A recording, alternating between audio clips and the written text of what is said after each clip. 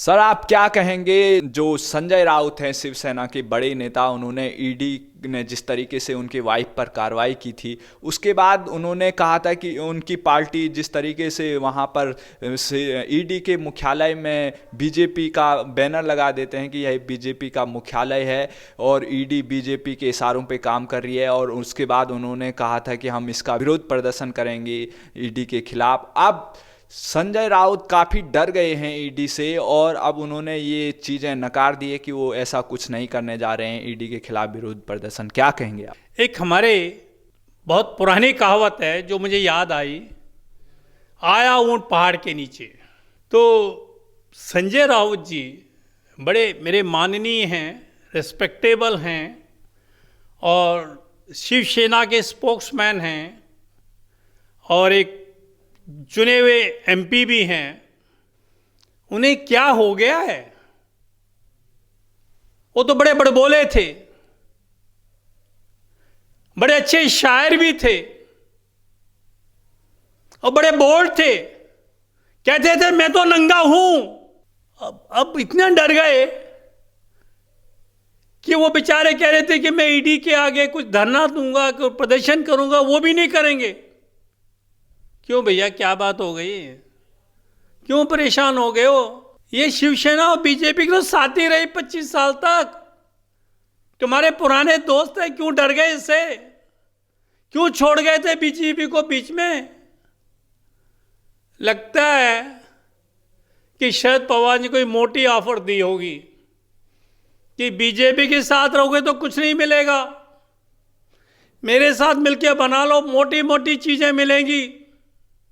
और दिलवाई तो है ना उन्होंने। PMC, Punjab Maharashtra cooperative bank, जिसमें पता नहीं कितने गरीब इंसानों का, जिन्होंने दिन रात मेहनत कर करके अपने पैसे इकट्ठे करके बैंक में लगभग 8,500 रुपए जमा कराए, उसमें से लगभग 3/4 अमाउंट अपने चहेते बिल्डर, जिसको शायद राकेश वधावन जो हैं एंड अदर्स, और जो उनके परवीन राउत, उनको फर्जी अकाउंट खोल खोल करके उस चैनल के द्वारा उनको दिलवाए गए। और वो भी शर्त के ऊपर, शर्त means not in black and white, एक understanding between the two persons कि sir you need not prepay those loans. यार, इतना बड़ा घोटाला, क्या गरीब जनता का कोई सुनवाई नहीं? उनका पैसा एक आदमी डकार जाता है क्योंकि पूरी महाराष्ट्र गवर्नमेंट उसको सपोर्ट कर रही है। और भैया आजकल तो कोई सपोर्ट क्यों करेगा?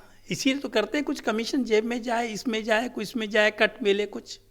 और जब बात उजागर हुई, पता लगा कि साहब ये जो परवीन राउत हैं, who is very close to Sanjay Raut, had, उनकी जो वाइफ है, उन्होंने संजय राउत की पत्नी, इनको वर्षा नाम है उनका, उनके अकाउंट के अंदर 50-55 लाख रुपए डाल दिए हैं। भैया किस बात के डाले हैं? लोन लिया था। अरे भैया तुम्हारी तनख्वाह कितनी? आप तो एक टीचर हैं, मैंने सुना। अब 50 लाख रुपए अगर मैं लेने ही थे तो क्यों नहीं बैंक से ले लिया? बैंक का रेट तो बहुत आजकल कम हो गया है, आपने इनसे क्यों लिया? क्या कारण था? क्या इन्होंने इंटरेस्ट फ्री लोन दिया था आपको? बैंक में तो 7-8% पे इजीली लोन मिल जाता है। अगर इंटरेस्ट फ्री लोन दिया तो क्यों दिया? क्या कारण था कि वो आपको ओब्लाइज करना चाह रहे थे?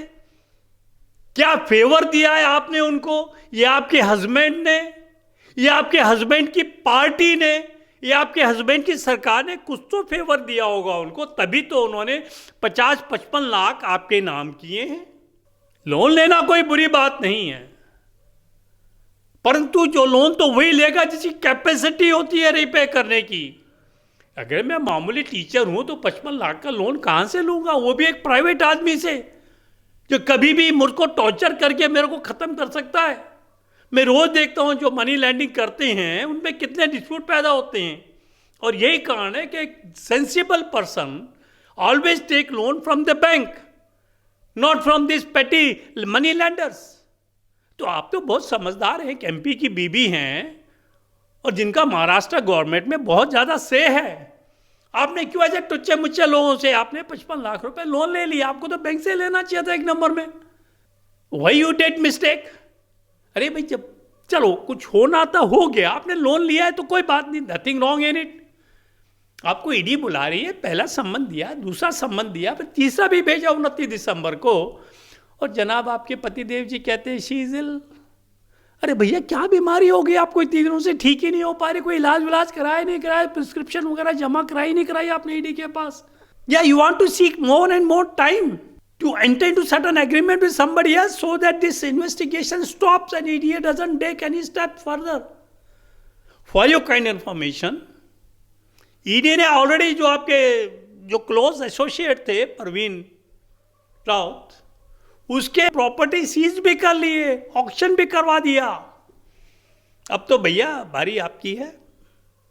याद कर लो वो दिन संजय राउत जी, जब आप बेचारी को एक मासूम सी लड़की थी उसको हरामखोर बोलते थे,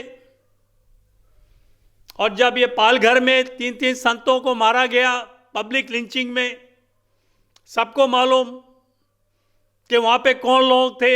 वहाँ पे एनसीपी के नेता भी थे, शिवसेना के नेता भी थे मौके पर, और आप एक क्रिश्चियन मिशनरी जिनका बहुत बड़ा हाथ है, जो नहीं चाहते इस देश के अंदर हिंदुत्व फैले।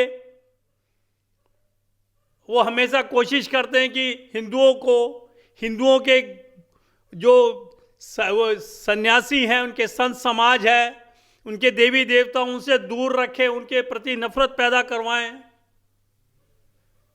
ताकि वो लोग हिंदू धर्म से नफरत करें और धीरे धीरे क्रिश्चियनिज्म में चले जाएं। आपने उसकी कोई तहकीकात नहीं कराई और कह दिया कि गलत फहमी थी। लोगों को लगा कि वो शायद बच्चे चुराने आए और उस गलत फहमी के अंदर लोगों ने उनको मारा है। अरे भैया जी, जिस आदमी के पास गाड़ी है और जो आपसे परमिशन मांग रहे थे, किसके लिए? अपने गुरु की अंत्येष्टि में जाने के लिए आपने परमिशन नहीं दी, क्योंकि गुरु की अंत्येष्टि में जाना हर शिष्य का एक फंडामेंटल ड्यूटी होती है। उसके लिए वो निकल के साइड में से जा रहे थे वह भालकर, तो कौन से बच्चा चोर वो बन गए? कल को अगर मैं भी जाऊंगा रात को तो मुझे भी लोग कहेंगे साहब ये चाइल्ड किडनैपर, इसको पकड़ के मारो, मेरी भी लाश वहीं मिलेगी। और मुझे डर है कहीं खुदा ना खास्ता अगर आपका चेहरा लोगों ने ना देखा, अगर आप उस तरह से गुजरे तो यह हादसा आपके साथ भी हो सकता है। तो भैया, जब आप हिंदुओं की इतनी परवाह नहीं करोगे, जिसके दम पर आपके पिताजी, आपके जो बालाजी ठाकरे थे, वो लड़ते आए हैं, आज उन्हीं की खिलाफत पे आप उतर गए हैं। क्योंकि एक अंडरस्टैंडिंग है ना एनसीपी कांग्रेस के साथ आपकी, कि हम ये मुद्दे नहीं उठाएंगे, ये नहीं करेंगे, वो नहीं करेंगे, लफ्जियात पे कोई कानून नहीं लेके आएंगे, और हिंदुओं के प्रति कोई ऐसी चीज नहीं करेंगे, और दूसरी जो माइनॉरिटी कम्युनिस्ट को पूरा बेनिफिट देंगे और एनसीपी को पूरी छूट दे देंगे। तो साहब, जब आपने जो अपना मैनिफेस्टो था पार्टी का वही भूल गए, और जो आपके 25 साल पुराने दोस्त तो उनको ही धोखा दे दिया। Rather you played a fraud. एक फ्रॉड वो होता है जो 1-to-1 होता है। It is a fraud against the whole population, जो शायद मैं कहते 10-12 करोड़ की पॉपुलेशन है आपके महाराष्ट्र की, उसके साथ फ्रॉड किया आपने। उन्होंने आपको एक मेजॉरिटी दी है, आपको बीजेपी को, क्योंकि आपने बीजेपी के साथ मिलकर वोट किया था, और उस पार्टी के अंदर इंटैक्ट रहने के बजाय आपने बीजेपी साथ छोड़ करके एनसीपी का साथ ले लिया, और कांग्रेस का, जिसको कि पब्लिक ने रिजेक्ट कर दिया था। तो ऐसे धक्काबाज और धोखेबाज पार्टी को लोग अगले इलेक्शन में क्या साथ देंगे? भूल जाए शिवसेना कि वो दोबारा इलेक्शन के अंदर देश के अंदर आ सकती है, महाराष्ट्र के अंदर। तो मेरा कहने का मतलब ये है, हर पॉलिटिकल पार्टी के जो चंद नेता होते हैं वो हेराफेरी करते हैं, कोई शक की बात नहीं, परंतु वो मिलके भी रहते हैं दूसरी पार्टी से। आप तो खाते भी हैं, गुर्राते भी हैं। आप देख लीजिए अपने एनसीपी को, शरद पवार जी को, एग्रीकल्चर स्कैम में फंसे पड़े हैं, फाइल पड़ी है पार्लियामेंट में। जिस दिन बात खुल गई और बीजेपी ने उन पर एक्शन ले लिया, फिर आप ये कहोगे पॉलिटिकल डंडा है। इसी तरह पीएमसी, ये भी बहुत बड़ा स्कैंडल किया था आपके शिवसेना के कुछ एक नेताओं ने मिलकर के। अब वो खुल गया तो आप कहते हैं पॉलिटिकल डंडा है जी। बीजेपी हमारी सरकार को उखाड़ना चाहती है जी। बीजेपी ये बदला हमारी औरतों से लेना चाहती है जी। अजी साहब, आप कहाँ थे जब आपने कंगना रनावत का था बदला लिया था, खुल कर मकान तो उसका ऑफिस तोड़ दिया था, उखाड़ दिया था, है? उसके लिए हरामखोर बोला, उसको ऐसी ऐसी बातें बोली, उसको थ्रेट किया कि तुम दोबारा बॉम्बे में नहीं आ सकते। सिर्फ उसने इतना तो कहा था कि साहब ये पीओके बन गया है, और पीओके तो हमारे देश की धरती है भैया जी। पीओके जब पार्ट ऑफ द जे.एंड.के, और जे.एंड.के तो हमारी सर का तरताज है सर। हम तो चाहते हैं भगवान करे बॉम्बे जे.एंड.के बन जाए। इतनी सुंदर जगह, क्या नज़ारे हैं। अगर आपको वहां बिठा दिया जाए, आप वापस नहीं आओगे यहाँ दिल्ली आपके बॉम्बे के अंदर। तो साहब मेरे हिसाब से कंगना रनावत ने कोई गलती नहीं की थी अगर उसने कहा साहब ये पीओके बन गया है। ठीक है, जे.एंड.के के अंदर टेररिस्ट एक्टिविटी थी, फोर्स कन्वर्जन हो रहा था, करप्शन थी, पर इसका मतलब ये नहीं कि हमारे देश का हिस्सा नहीं है। आपको पता है अमित जी ने क्या कहा था, हम पीओके लेके रहेंगे, वो हमारा हिस्सा है।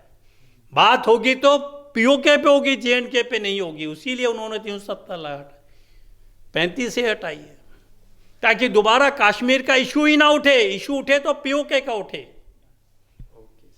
और ये कांग्रेस की देन थी, तिब्बत को कब्जाया है। कोई नहीं कहता चाइना ऑक्युपाइड तिब्बत, ये सिर्फ हमारा पीओके को कांग्रेस सरकार ने 70 सालों में ये उसको दिया है कि पाक ऑक्युपाइड कश्मीर। भैया हमारी जमीन पर दूसरा आदमी कैसे ऑक्युपाई कर सकता? क्या हिंदुस्तान की फौज इतनी नाराज हो गई थी? माना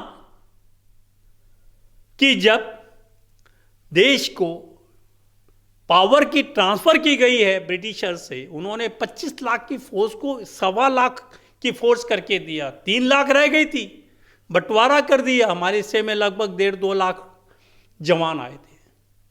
पर उस समय 1.5-2 लाख जवान जो हैं पाकिस्तान से लड़ करके पीओके ले सकते थे। क्यों नहीं लेने दिया कांग्रेस ने? ये कांग्रेस शुरू से ही देशद्रोही रही है, और इसके साथ शिवसेना मिलकर अपनी गवर्नमेंट बनाती है। बहुत बहुत धन्यवाद।